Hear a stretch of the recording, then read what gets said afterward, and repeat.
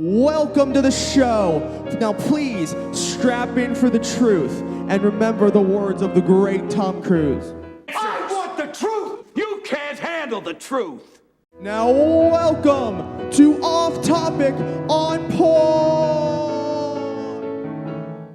All right. Well, good afternoon, good morning, good evening, wherever this finds you listening, O-Toppers. We are happy to have you tuning in to today's very special episode of Off Topic on Point. I am one of your hosts, Rob Looper, and as always, I'm joined by my co-host and good friend, Russell Cruzan. What's up, Russell? Nothing bad. It's all good on my end, Rob. Hope everything's going good on your end. It is, and we are honored today to have a very special guest who joins us from Nigeria. She comes to share her firsthand experience and the reality of the that many of us in the West only hear about in the headlines, if we even hear about that at all. So, in parts of Nigeria, Christians are facing persecution, displacement, and even death at the hands of the Boko Haram and the Fulani terrorists. Entire villages have been destroyed, families torn apart, and land seized. For many believers there, living out their faith in Jesus Christ is not just a matter of personal devotion, it's a matter of life and death. So, Russell, why don't you introduce us to our special guest today? All right, Rob, thank you. Well, our guest today has seen and has lived through this reality, and she's agreed to share her story and her perspective with us, which we appreciate.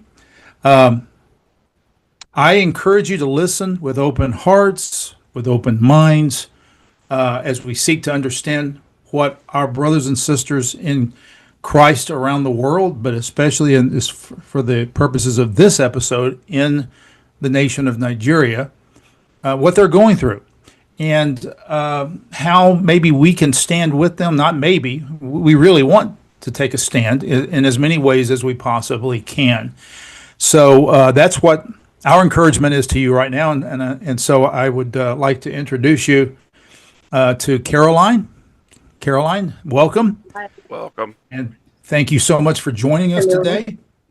And I'm glad to be here. I'm sorry? I'm glad to be here. Thank you. We're glad to have you. So to begin with, could you just share a little bit about yourself and where you are from in Nigeria? Share everything that you feel like it's okay for you to share. Okay. Hi everyone. My name is Caroline, and I'm Christian. I'm Nigerian, and I've been affected as just like other people, other Christians that have been affected by this crisis. I personally have an uncle that, one of the tactics they use, which is kidnapping. They kidnapped him and he died in detention, and they still collected ransom only for someone who escaped there to let us know that, hey, that man is dead. And it's just very unfortunate, and things are very expensive. It's more serious than we think. That's just it. It's more serious than we think, because they attack farmers, they stop farmers from working freely in their farms, and it affects just every single person. Mm-hmm. Well, how has the organizations that I have heard about, and you can tell me if there are others, but I've heard of Boko Haram. I think a lot of us here in the West have heard of them that keep up with this, and also the Fulani militants. Have any of them affected your own life, family, or community, and if so, how?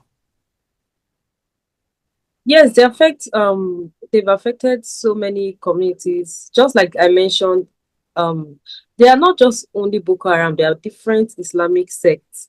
Okay. And there is some call them bandits. Some call Boko Haram is like the earliest name given to them. All of a sudden, they started calling them bandits, Fulani headsmen. But most of them, one common feature with all of them is that they are Muslims. And where they usually attack, no matter how we deny it, no matter how the government, have their say, the parts they attack most are usually where the Christians are, both in different states, and I'm from Kogi State, and they've attacked our place, though there's a lot of resistance from at our own end, but it doesn't mean people's lives. Like I said, they go about kidnapping people. Farmers have to pay bandits to enter into their own farms, which is very unfortunate. So that made the foodstuffs to be very high, the cost of foodstuffs, and kidnapping people when they want to maintain themselves, they want to buy more ammunitions. They start kidnapping people, collecting exorbitant ransoms, and of which, like I said, my uncle was a victim. My late uncle, he was a victim and died in detention. So this is something that affected just every one of us. And I know of a lot of people I know personally who were chased out of where they were. Even some people were killed. It's just very unfortunate. Yes, sounds like it. Yeah. So I know that by the way, you said, so these groups have weaponry, obviously, Yes. but Yes. the common citizen there is not really a permitted to have like firearms, right? No, the common citizens are not permitted to, unlike the US and some other Western countries where citizens can, legally possess firearms. It's not so in Nigeria. It's like gunmen attacking poor civilians who cannot defend themselves. Yeah. And nothing is really, really being done to, stop this issue from escalating. And lives keeps getting lost. One has to wonder where the police are or the law enforcement officials are during these times, or even the military, concerning what's going on with these groups. Yes, some of them, when performing these attacks, they come in military uniform, but they're not actually military. How they got their uniforms, we don't know. They come in military uniform, enter villages, and start, open guns, fire on innocent civilians, and most of which are Christians. There are instances where Muslims were killed, but the population is more of Christians. And this started from around 2009. I think between July 26 or 29, 2009, they've been, unaliving Christians even up till now. As at this year alone, over 4 attacks, and I'm talking of serious. In fact, there was one that was recent. I think in April, over 200 people were killed. Children, you could see children burnt into ashes. It's just a horrible thing to even think of, but it's happening, and that is our reality. And we just hope something can be done. I believe you showed me some footage of that, of some of that, anyway. And it was horrific. Yes, exactly. Absolutely horrific. Well, yes. Of course, we reached out to you, and we have just heard some information from you that is shocking. Yeah. So obviously these are motivators for you, but beyond us contacting you and beyond maybe what you've just told me, what has motivated you to speak out publicly on these issues? Well, why I'm speaking up is because I feel the world does not really know how bad this is.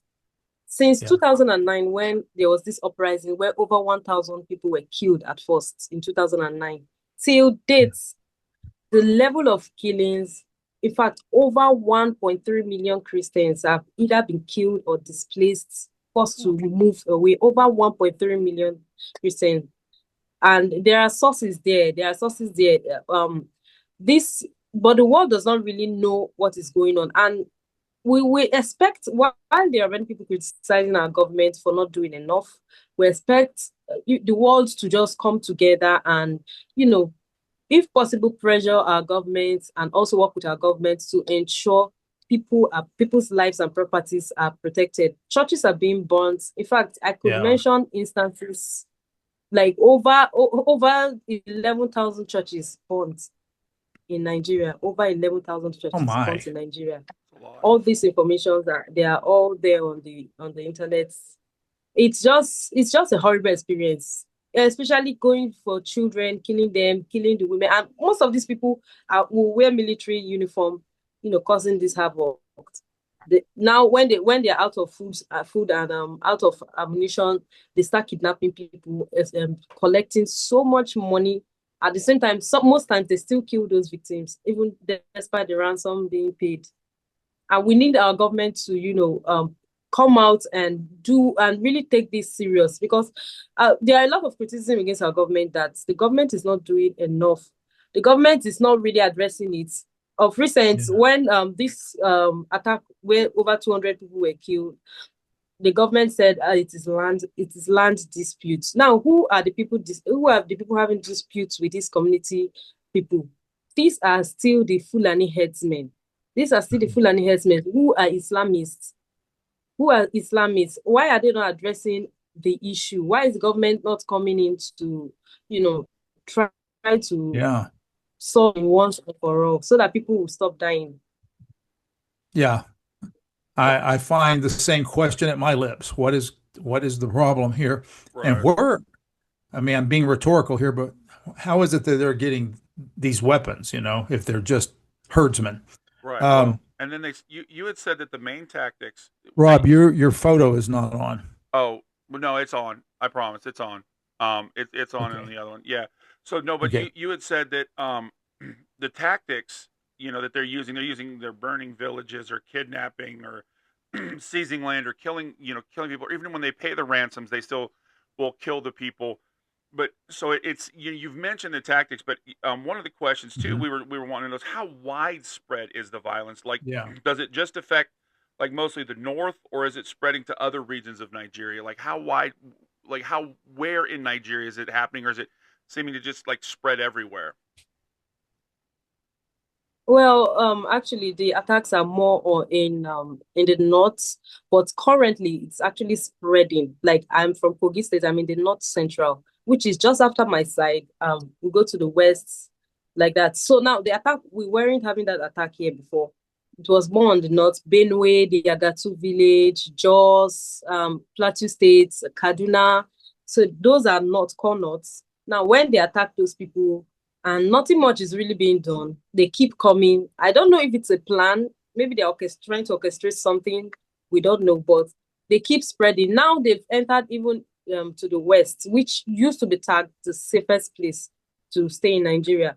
Like there was this Owo killing where they went into a church and just opened fire on worshippers. Like, they killed so many people worshiping in the west, which was even tagged the safest place in Nigeria.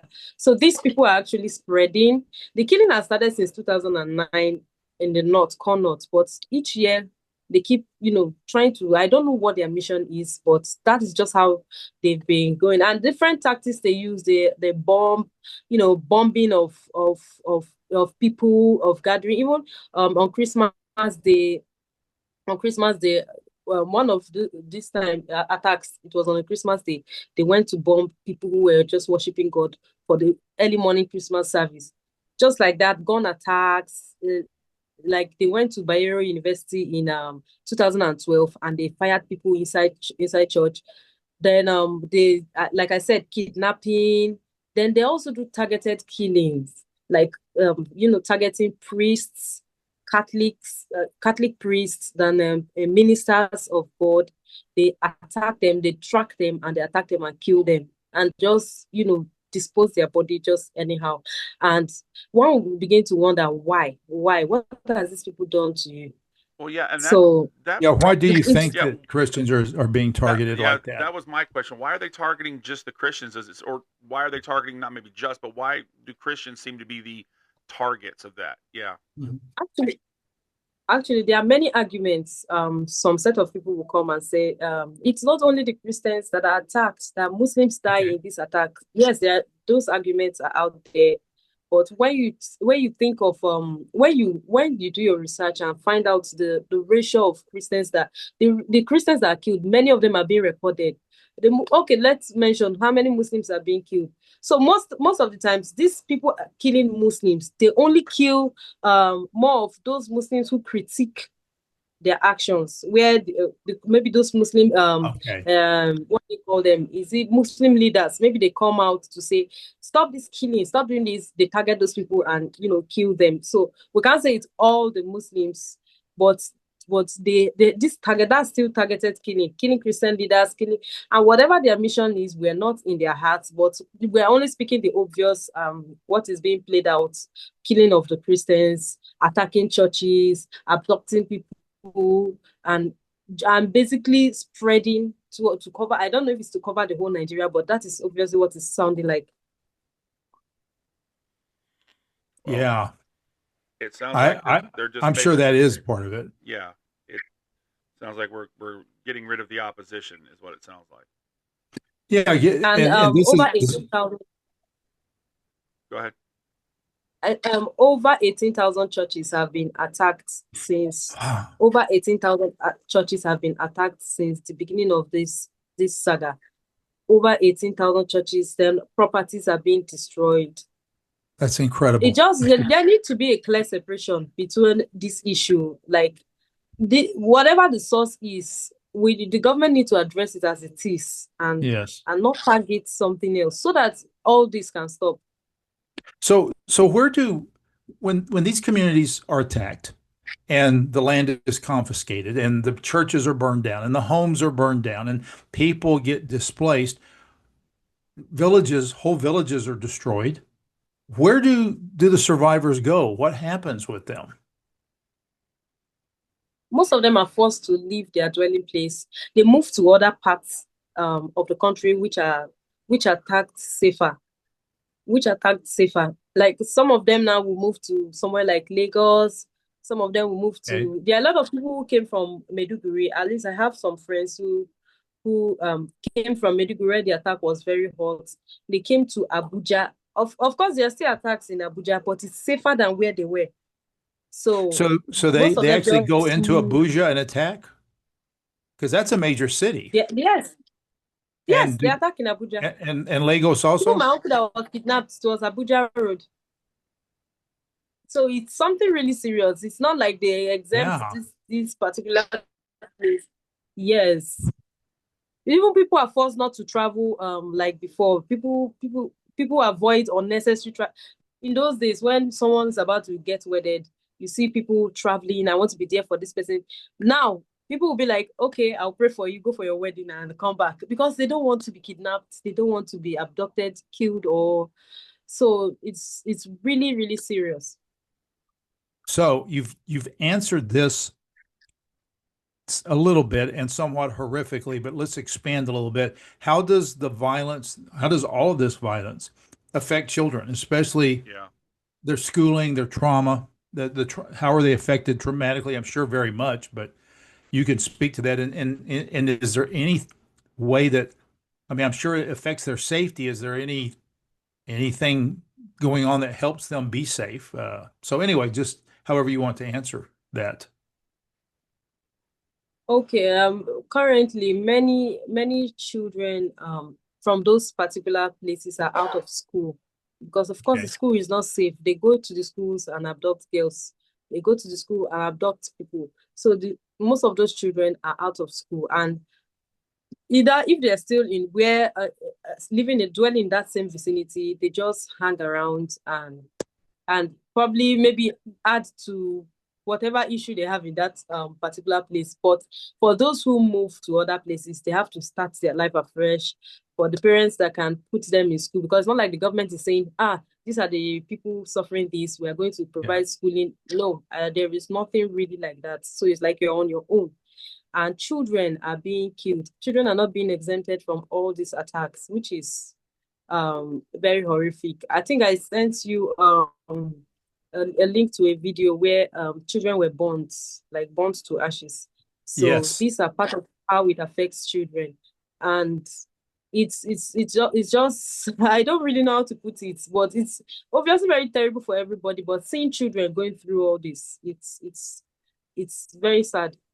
I have seen some sparse news reporting in the past where some schools are attacked and like girls are taken and forced into marriages and that sort of thing.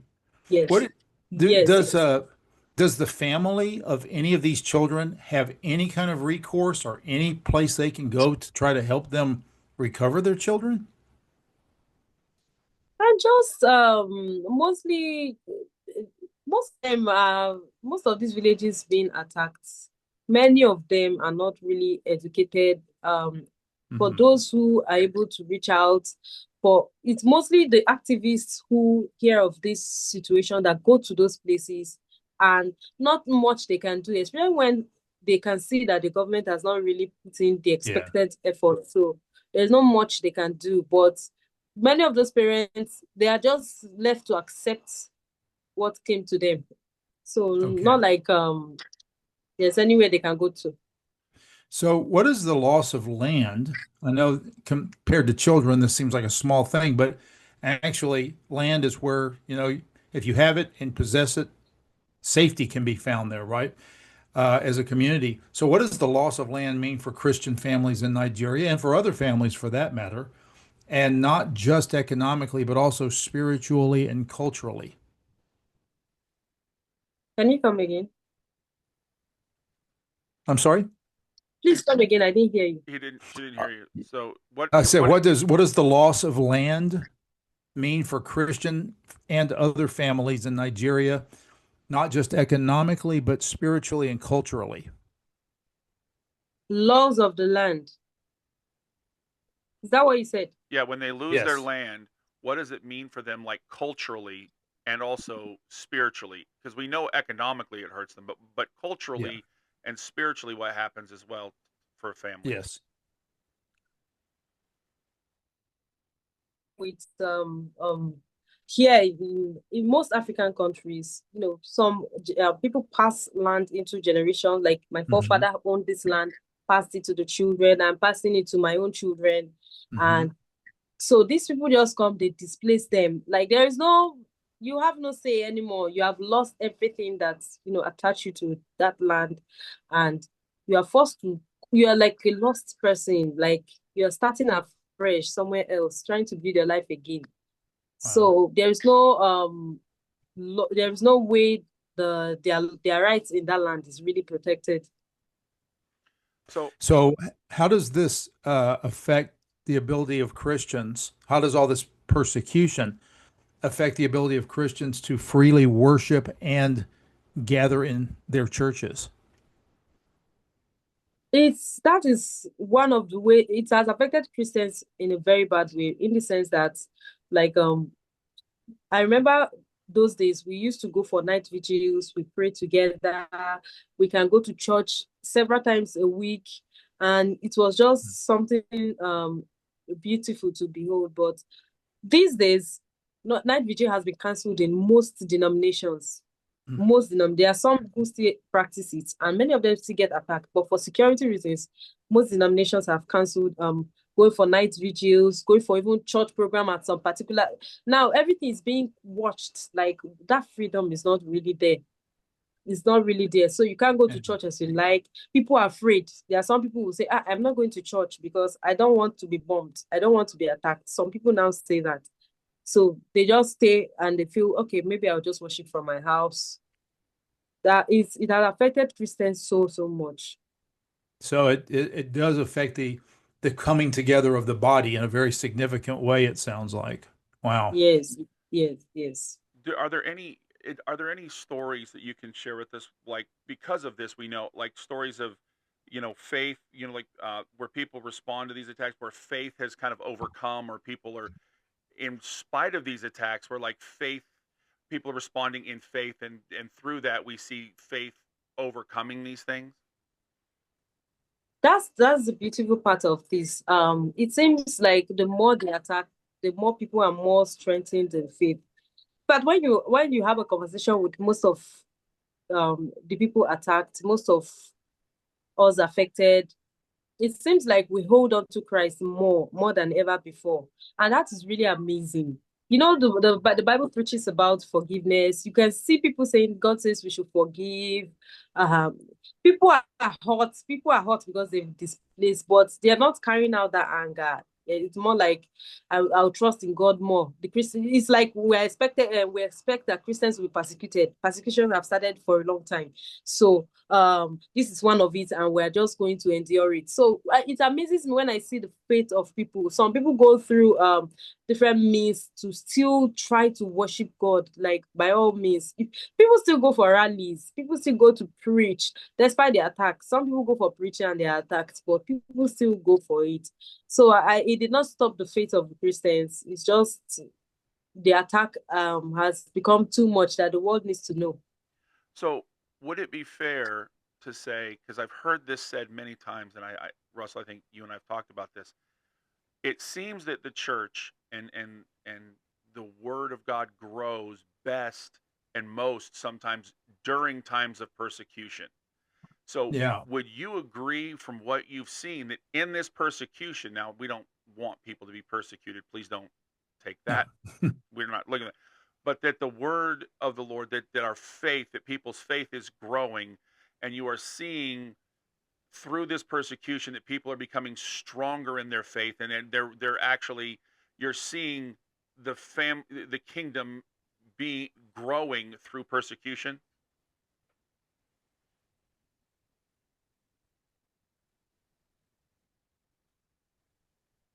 Is that directed to me? I'm sorry? Yes. Is that question directed to me? Yes. Okay, I didn't hear you. I think there was a break in the network. That's fine. Yeah, sometimes with the transatlantic, we're going so far, Nigeria, there's a delay, and sometimes it gets lost. Would you say that we hear that at times through persecution, faith grows and it blooms and it blossoms, and so yes. Would that be fair to say that that's what's happening in Nigeria right now, that through this persecution, people's faith is growing and that the kingdom of God itself is growing? Yeah, yes, I would say that through this persecution, of course, it's obvious that faith is growing, because no matter how much effort is made to stop the worshippers of God, people are still worshiping God, are still holding on to God. But sometimes I tend to question how long can the Christians hold on and endure all this? Right. How long? Yes. And you see, there are some set of Christians who are like, the Christians should retaliate and all that, but then they don't even have the capacity to retaliate because they don't have these weapons too. But the faith of Christians are definitely increasing every day. Yeah. Well, did I answer your question? You did. Thank you. And that leads us to where we need to go ahead and Caroline, if you'll stick with us, for everybody listening, we're going to go ahead and we're going to make this, if Caroline is amenable to this, we're going to make this a 2-part episode, because we are right in the middle of what I think is a great interview, and we don't we want to make sure that we get all of what she has to share. So we're going to go ahead and we're going to close this episode down. But we're going to the next episode that we do will be the second part of this interview. So what we'll do, Russell, we'll go ahead and we'll close this episode down, and we want to thank everybody for joining us.